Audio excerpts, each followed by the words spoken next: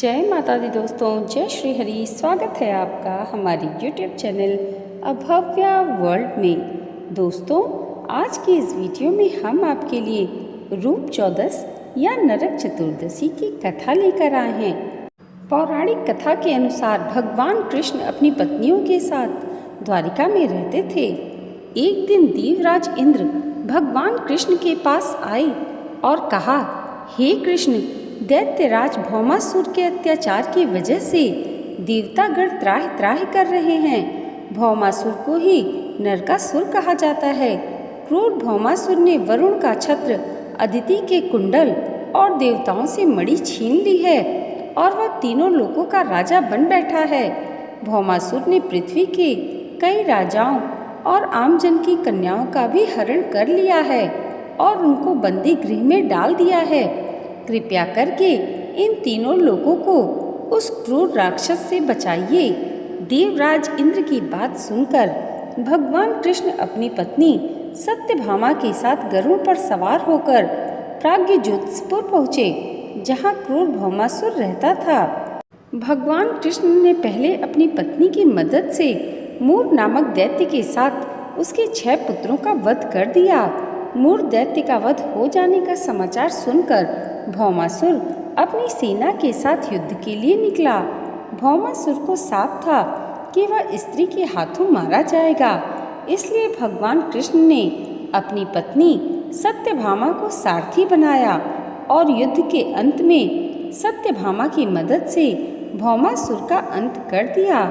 इसके बाद भौमासुर के पुत्र भगदत्त को अभय का वरदान देकर प्राग्ज्योतिष का राजा बना दिया। भगवान कृष्ण ने जिस दिन भौमासुर का वध किया था, उस दिन कार्तिक मास के कृष्ण पक्ष की चतुर्दशी तिथि थी, इसलिए इस तिथि को नरक चतुर्दशी के नाम से भी जाना जाता है। इस दिन भगवान कृष्ण ने न सिर्फ नरकासुर का वध किया, बल्कि उसकी कैद से लगभग 16,000 महिलाओं को मुक्त भी करवाया था।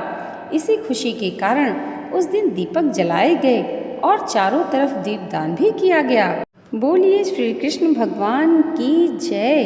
दोस्तों, आइए अब सुनते हैं नरक चतुर्दशी की दूसरी कथा। इस कथा के अनुसार रति देव नामक एक पुण्यात्मा और धर्मात्मा राजा थे। उन्होंने अनजाने में भी कोई पाप नहीं किया था, लेकिन जब मृत्यु का समय आया तो उनके समक्ष यमदूत आ खड़े हुए। यमदूत को सामने देख राजा अचंभित हुए और बोले, मैंने तो कभी कोई पाप कर्म किया ही नहीं है, फिर आप लोग मुझे लेने क्यों आए हो? क्योंकि आपके यहाँ आने का मतलब है कि मुझे नरक जाना होगा।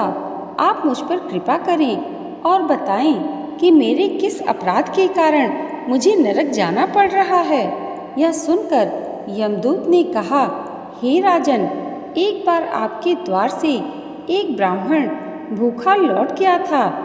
यह उसी पाप कर्म का फल है। इसके बाद राजा ने यमदूत से 1 वर्ष का समय मांगा। तब यमदूतों ने राजा को 1 वर्ष का समय दे दिया। राजा अपनी परेशानी लेकर ऋषियों के पास पहुँचे और उन्हें अपनी सारी कहानी सुनाकर उनसे इस पाप से मुक्ति का उपाय पूछा। तब ऋषि ने उन्हें बताया कि कार्तिक मास के कृष्ण पक्ष की चतुर्दशी का व्रत करें और ब्राह्मणों को भोजन करवाकर उनके प्रति अपने हुए अपराधों के लिए क्षमा याचना करें। राजा ने वैसा ही किया जैसा ऋषियों ने उन्हें बताया। इस प्रकार राजा पाप मुक्त हुए और उन्हें विष्णु लोक में स्थान प्राप्त हुआ। उस दिन से पाप और नरक से मुक्ति हेतु भूलोक में कार्तिक चतुर्दशी के दिन का व्रत प्रचलित है।